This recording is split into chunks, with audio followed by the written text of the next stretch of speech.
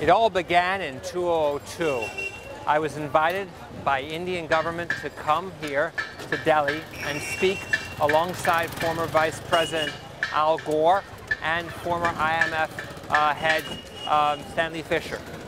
And at that time, I was a lawyer, I was a political economist, I was a specialist on China's reforms. And everybody at that conference wanted to know, why was China getting the foreign investment and not India? Al Gore stood there and said, oh, we Americans are like India because we have democracy and democracy is everything. But nobody was very interested in listening because actually China's growth rates were much higher than India's. Stanley Fischer said, oh, we at the IMF have a lot of Indian economists. You've got the best economists in the world.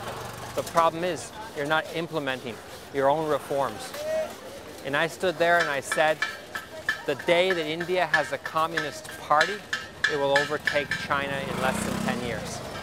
I firmly believe that, not because communism is good, but because at that time China adopted a program of plan and mixed market economy that is combining planning with the market, using the power of the state, infrastructure investment to overcome the hurdles and obstacles to economic growth.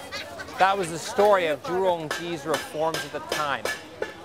However, looking back, I realized that China was missing something very important that India had: spirituality, emotion, compassion. These were the things that China did not adopt in its own economic reforms. And today, while China has great growth numbers, it doesn't have the spiritual aspect, the idealism that can guide the country to the next stage of development. This brings me back here to India. Okay, we'll get off here.